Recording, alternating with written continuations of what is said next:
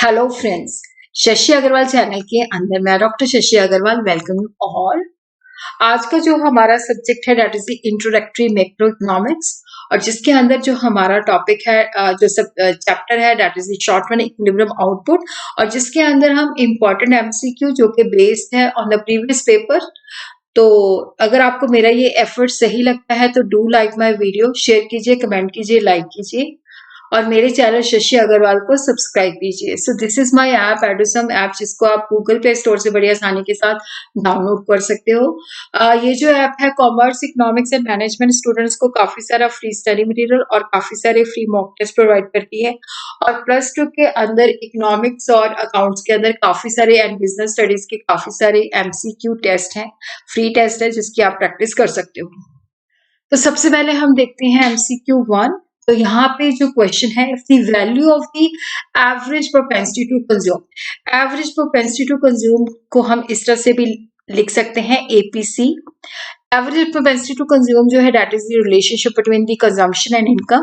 तो यहाँ पे इसका जो रेशियो है दैट इज द 0.8 है। नेशनल इनकम जो है 4000 करोड़ है। तो यहाँ पे हमने बतानी है कि value of the saving will be, तो एवरेज प्रोपेंसिटी टू कंज्यूम जो है दैट इज 0.8 और नेशनल इनकम जो है 4000।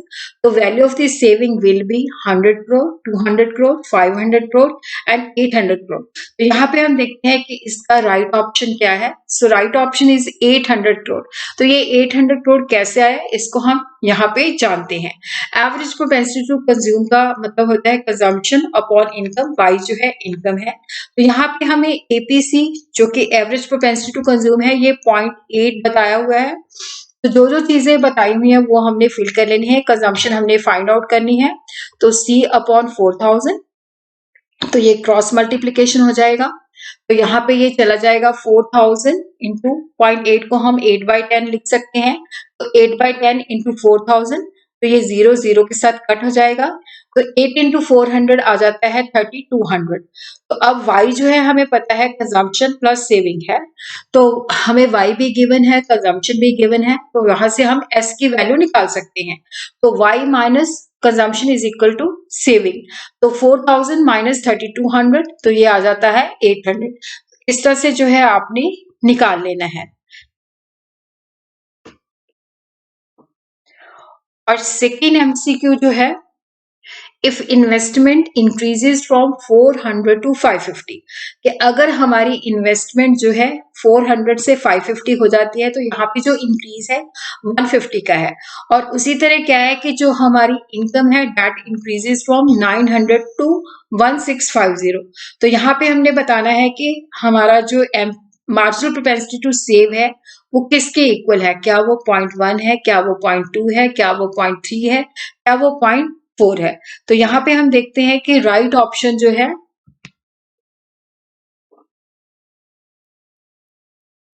So the right option is 0.2। तो ये हम देखते हैं कि इसको हमने किस तरह से निकाला है।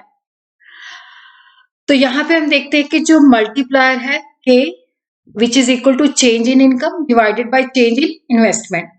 डेल्टा वाई जो है that is the change in income, delta I जो है that is the change in investment. और यहाँ पे हमें पता है कि जो मल्टीप्लायर है that is the reciprocal of the marginal propensity to save. K is equal to 1 upon MPS। MPS क्या है, मार्जिनल प्रोपेंसिटी टू सेव। तो यहाँ पे डेल्टा वाई कितना है, क्योंकि 1650 माइनस 900, तो ये आ जाता है 750। और उसी तरह चेंज इन इन्वेस्टमेंट जो है 550 माइनस 400 विच कम्स अराउंड 150। तो delta Y upon delta I जो है which is equal to 1 upon MPS। तो यहाँ पे हम देखते हैं कि जो 750 divided by 150 which comes around 5। तो इसका मतलब है कि 5 is equal to 1 upon MPS। तो यहाँ पे हम इसको क्रॉस मल्टीप्लीकेशन करते हैं तो MPC आ जाता है 1 अपॉन 5 विच कम्स अराउंड 0.2। तो इस तरह से आपने इसका सोल्यूशन निकाल लेना है। और उसी तरह जो क्वेश्चन नंबर 3 है कि यहाँ पे हमारी इनकम जो है राइज होती है 50,000 टू 60,000। इसका मतलब है कि जो चेंज इन इनकम है, जो चेंज इन डेल्टा वाई है दैट इज 10,000 और कंजम्पशन जो है हमारी 40,000 से 48,000 इंक्रीज होती है, तो चेंज इन कंजम्पशन जो है 8,000 है। In this situation what will be the value of marginal propensity to consume? 0.20, 0.10, 0.90, 0.80। तो यहाँ पे हम देखते हैं कि जो राइट आंसर है वो है 0.80। तो ये हम देखते हैं कि कैसे हमने इसको निकाला है। तो यहाँ पे हमें पता है कि जो मार्जिनल प्रोपेंसिटी टू कंज्यूम है that is equal to change in consumption divided by change in income. Delta C जो है वो डिनोट करता है change in consumption, delta Y जो है डिनोट करता है चेंज इन इनकम। तो यहाँ पे हम चेंज इन कंजम्पशन जो है 48,000 माइनस 40,000 विच कम्स अराउंड 8,000। उसी तरह डेल्टा वाई जो है change in income 60,000 minus 50,000 which comes around 10,000। तो यहाँ पे 8,000 डिवाइडेड बाय 10,000, तो ये हम देखते हैं कि 3 0 कट हो गई, तो 8/10 जिसको हम 0.8 भी लिख सकते हैं। तो इस तरह से हमने जो है इसका सोल्यूशन निकाला है। उसी तरह question 4, estimate the change in initial investment. Marginal propensity to save हमें दे रखी है दैट इज 0.10, और चेंज इन फाइनल इनकम जो डेल्टा वाई है वो हमें बता रखा है 15,000 करोड़, 15,000 करोड़।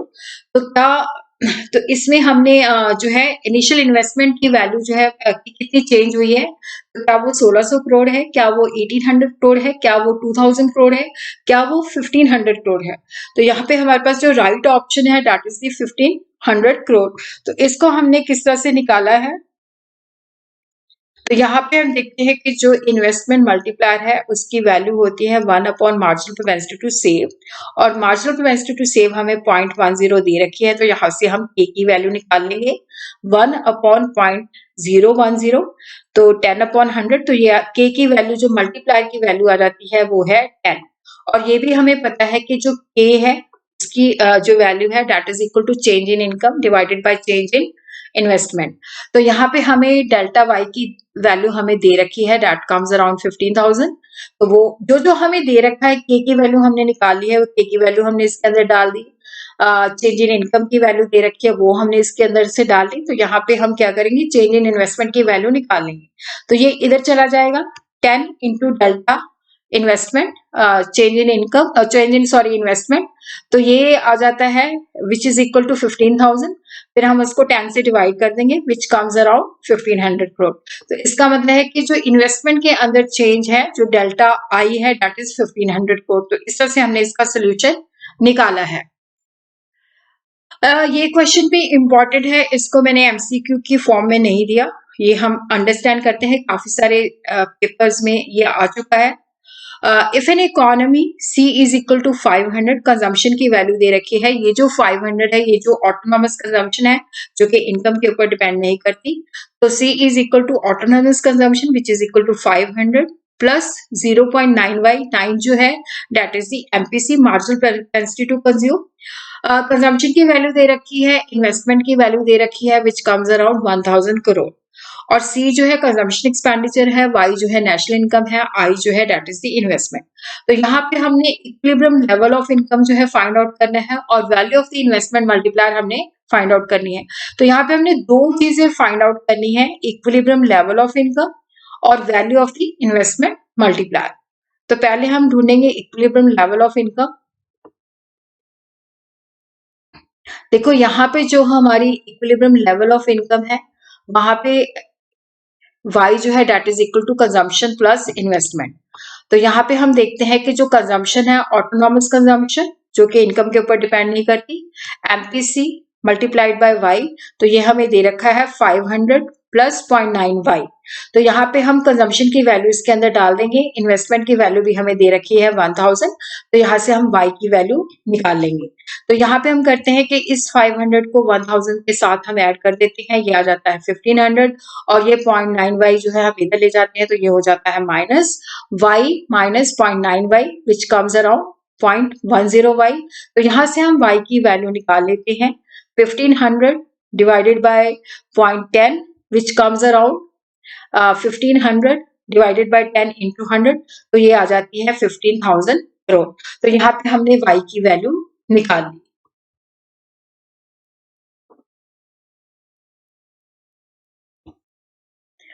उसी तरह value of the investment multiplier, क्योंकि हमें एमपीसी की वैल्यू दे रखी है विच कम्स अराउंड 0.9, तो K is equal to 1 upon MPS, और हमें पता है कि एमपीएस को हम इस तरह से निकालते हैं 1 minus MPC, margin of propensity to consume.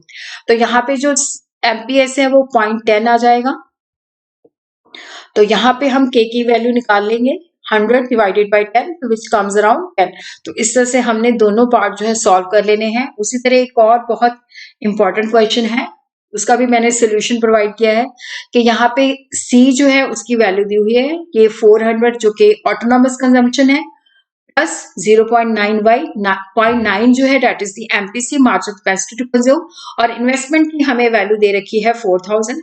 हमने इक्विलिब्रियम इनकम ढूंढनी है, और सेविंग और कंजम्पशन जब y इक्विलिब्रियम में होता है तब जो है ढूंढना है। तो y हमें पता है जब इक्विलिब्रियम में होता है तो कंजम्पशन प्लस इन्वेस्टमेंट है, C की वैल्यू दे रखी है वो हमने इसके अंदर फिल कर देनी है। इन्वेस्टमेंट की वैल्यू भी हमें दे रखी है डेट इज 4000। तो यहाँ पे हमने क्या करना है कि इन दोनों को हमने ऐड कर देना है, 400 प्लस 4000 दैट कम्स अराउंड 4400। ये 0.9y जो है इधर चला जाएगा तो इधर जाके ये माइनस हो जाएगा। y के अंदर से 0.9y को हम माइनस करेंगे तो 0.10y आ जाएगा, और यहाँ पे ये 4400 आ जाएगा।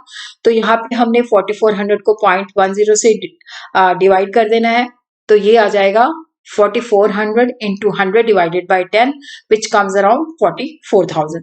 तो इस तरह से हमने इनकम जो है इक्विलिब्रियम लेवल पे कितनी है दैट इज 44,000। फिर हमने सेविंग और कंजम्पशन की वैल्यू निकालनी है। तो यहाँ पे जो कंजम्पशन इक्विलिब्रियम में होती है उसकी वैल्यू होती है C बार, इसका मतलब है ऑटोनॉमस कंजम्पशन जो कि इनकम के ऊपर डिपेंड नहीं करती, एमपीसी पॉइंट y। तो यहाँ पे हमने क्योंकि अब हमने इनकम की वैल्यू भी निकाल ली है तो ये आ जाती है 400 प्लस 0.9 इंटू 44,000। तो यहाँ पे 9/10 इंटू 44,000 तो ये आ जाती है 39,600। 400 जो है ऑटोनॉमस कंजम्पशन है, तो टोटल कंजम्पशन जो है हमारी 40,000 की है। अब हमने क्या है कि सेविंग निकालनी है, तो यहाँ पे अगेन जो सेविंग है ये autonomous consumption plus MPS multiplied by y at the equilibrium. तो ये आ जाती है एमपीएस जो है 1.9 विच कम्स अराउंड 0.110। तो ये जो है क्योंकि यहाँ पे हमने जो कंजम्पशन ऑटोनॉमस कंजम्पशन की है उसके अंदर हमने पास्ट सेविंग को यूज किया है, तो यहाँ पे -400 प्लस 0.10 इंटू 4400। तो यहाँ पे -400 तो ये जो है 44,000 जब हम 10 अपॉन 100 करेंगे तो ये आ जाता है 4400। तो यहाँ पे हमारी जो है माइनस करके आ जाती है सेविंग की वैल्यू 4000। इसको हम एक और वे से भी सॉल्व कर सकते हैं। हमें पता है कि जब इक्विलिब्रियम होता है तो वहां पे इन्वेस्टमेंट और सेविंग बराबर होती हैं, और इन्वेस्टमेंट हमें दे रखी है 4000, तो इट मीन्स के सेविंग जो है इन्वेस्टमेंट के बराबर होनी चाहिए। तो सेविंग ऑटोमेटिकली जो है 4000 हो जाएगी इक्विलिब्रियम के अंदर। तो इसको हम इस तरह से भी निकाल सकते हैं।